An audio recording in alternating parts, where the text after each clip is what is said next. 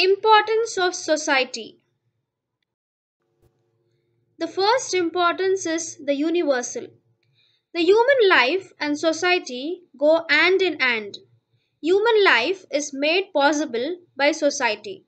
Society was there before the birth of an individual and remains even after his death. Hence, society is universal.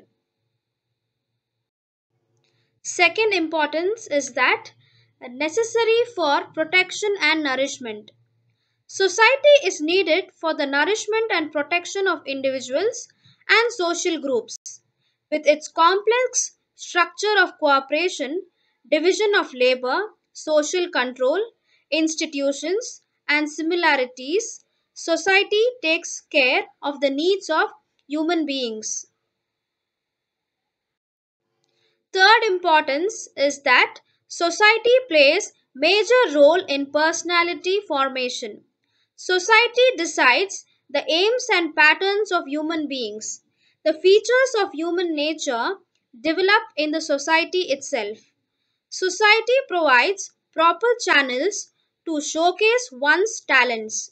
It regulates the natural human weakness and desires, facilitating healthy growth. The fourth importance is reinforces life. The vast aspect of society has enveloped our life. It not only envelops from outside, it envelops from inside as well. The relationship between human beings and society is not a simple one. It is a complex one, forming an individual's uniqueness, thoughts, and emotions. Types of societies. Society is not uniform. There are different types of societies. Societies are divided based on their nature of jobs and work. The types are hunting and gathering society, pastoral society, agricultural society or rural society, urban society, industrial society, and information society. Let us look into the first one, that is hunting and gathering society. Hunting and gathering society is the first stage of human evolution. It is a simple and ancient society. It is very small in size. The human beings were engaged in fishing, hunting animals, and gathering foods from plants and trees. The role and status in the society were fixed based on age and sex. There was no desire of accumulation of wealth. Sharing the sources is the important trait.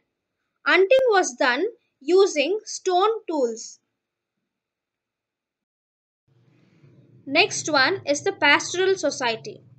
Pastoral society is the second stage in the evolution of human societies. The process of engaging in animal husbandry of cattle like sheep, goat, cow, and buffalo for general sustenance is called as pastoral society. These consisted of several thousand people. Cattle herding was the main occupation. The society was under the leadership of single leader. Apart from tending cattle for sustenance, the members were engaged in fishing, hunting, and food gathering works. Third one is a nomadic and semi-nomadic society.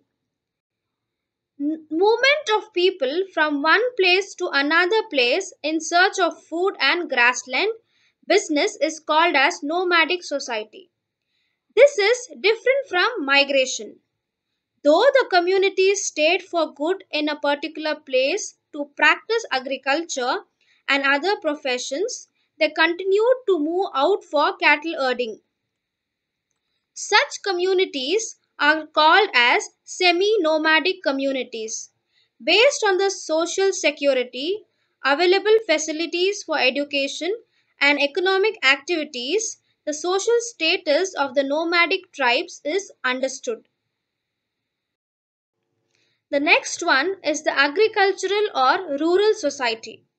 At this stage of societal evolution, human beings felt nomadic life and settled in a place engaging in agriculture. This society is a village based society. Majority of the people engage in agriculture related works. Producing food primarily through agriculture is another important feature. Plough driven by animals are used for agriculture. India is called as a land of villages and agriculture. In the ancient literature of India, there are references of villages and their administration. In Rig Veda, the head of the village is called Gramastha. A group of villages was called as Visha, Jana, or Desha for administrative purposes. In Mahabharata, the head of the village is called as Gramini. The chief of group of villages is called as Dashamukhi. With the invention of plough during 3000 BC, the agricultural revolution started. Villages are the lifeline of this country. There are about 6 lakh villages in India and they have retained the Indian culture and tradition intact. Majority of the people live in rural India. In rural areas, 59% of men and 75% of women are engaged in agriculture directly for their sustenance.